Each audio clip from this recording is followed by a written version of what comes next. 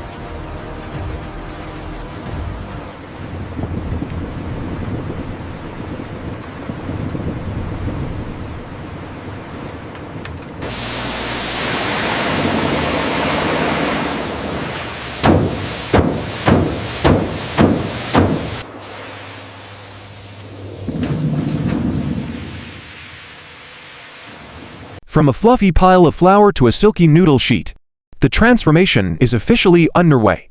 Once the dough has been flattened into a silky thin sheet, it's time for the haircut. The dough slides straight into cutting machines, where it's sliced into noodles at lightning speed. It looks simple, but this moment is a big deal. This is where noodles officially decide who they want to be when they grow up, long or short, thin or wide. Each cutter is packed with adjustable blades, kind of like a giant comb with superpowers. Want thin ramen strands? Done. Want wider, flat noodles? Easy. Different instant noodles use different blade setups, which is how one factory can make dozens of noodle styles without confusing the noodles. Too much? After slicing, the noodles are gently separated and carried away on trays or conveyor belts, like fresh laundry fresh out of the dryer. But there's a problem. They're still sticky and fragile, so factories give them a light coating of starch, basically noodle anti-stick spray, to keep them from turning into one giant noodle blob. At this point, The noodles are still too soft and moist to survive life on a supermarket shelf, so next comes the steam room. The noodles are blasted with hot steam, partially cooking them and locking in flavor while improving texture. Then comes the most dramatic step, quick frying. Right after that, the noodles get a cold shower. Cold water stops the cooking instantly and cools them down, so they don't turn into sad, mushy spaghetti. This shock treatment helps keep that perfect chewy texture we all expect. Once cooled, the noodles are drained. No one wants soggy noodles at this stage. Then comes drying time. Any leftover moisture has to go, because moisture is the enemy of long shelf life. Drying can happen in two ways. Air drying, where noodles chill out in well-ventilated spaces and slowly lose moisture like clothes on a rack. Or hot air drying, where warm, controlled air speeds things up without cooking them again. Temperature and timing are watched closely here. Too hot, burnt noodles. Too short, mold city. So factories keep it perfectly balanced. The final result is the familiar dry, compact noodle brick, stiff, quiet, and patiently waiting for hot water to bring it back to life. And here comes the fun part, noodle shaping. After steaming and frying, the noodles are gently pressed into molds, giving them their iconic square or round shape. It's basically noodle Tetris, every strand neatly packed so it fits perfectly inside your instant noodle cup or packet. Hard, dry, and shelf-stable now. But just one kettle away from becoming soup again. All of this, believe it or not, it's only half of the noodles journey. The noodles may be dry and ready, but the story is far from over.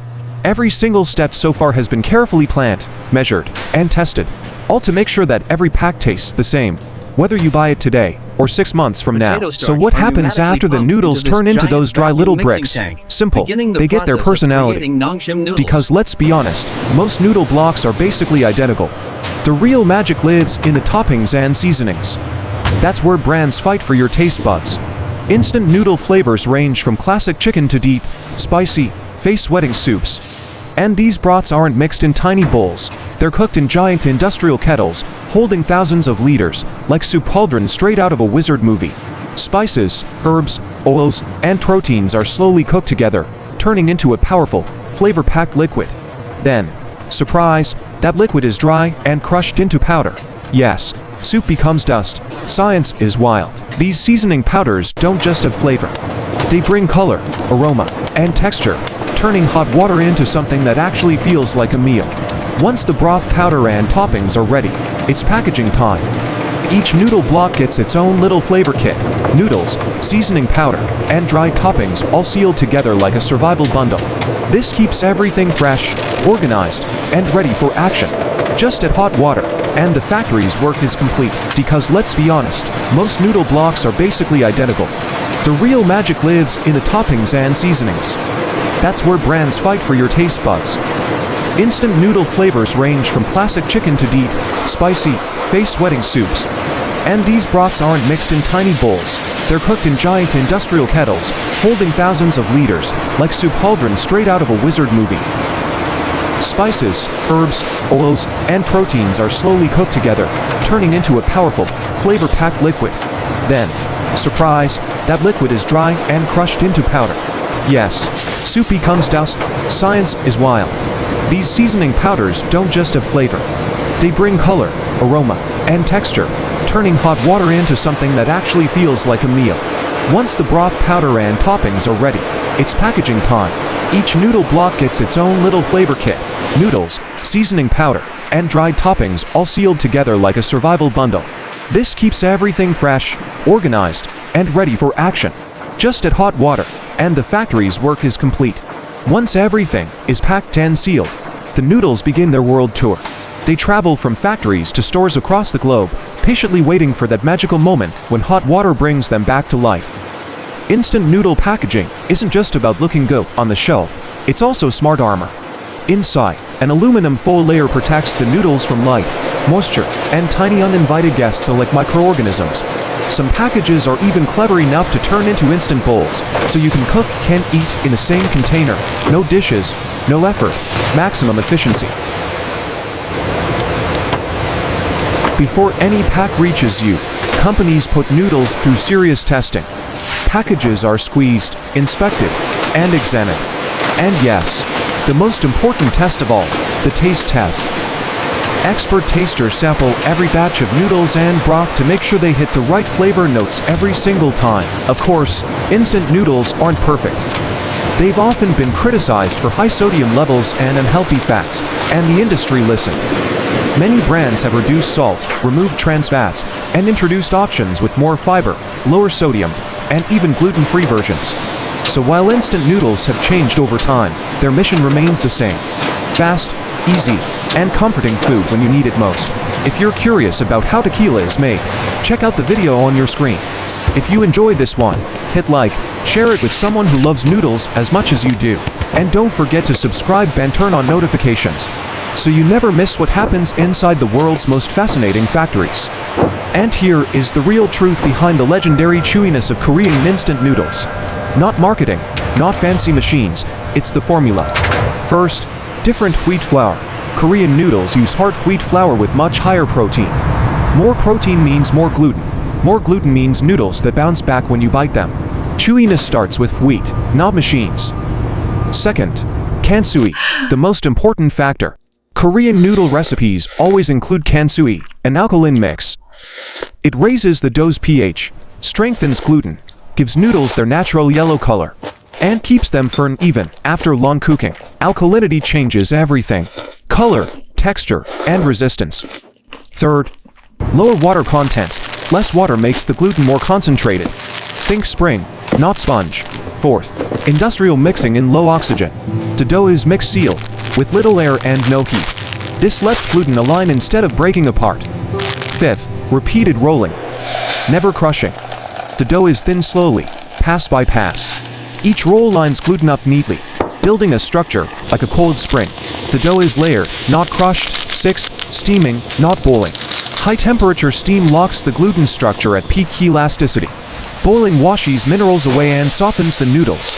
And finally, quick frying or gentle drying. This step doesn't create chewiness. It only removes water and creates air pockets. The chewiness was already built into the recipe. Now you know, Korean noodles aren't chewy by accident. They're engineered to be chewy. Follow World Process to discover more real factory secrets, billion-dollar production formulas, and true business insider stories hidden behind everyday products. See you in the next process.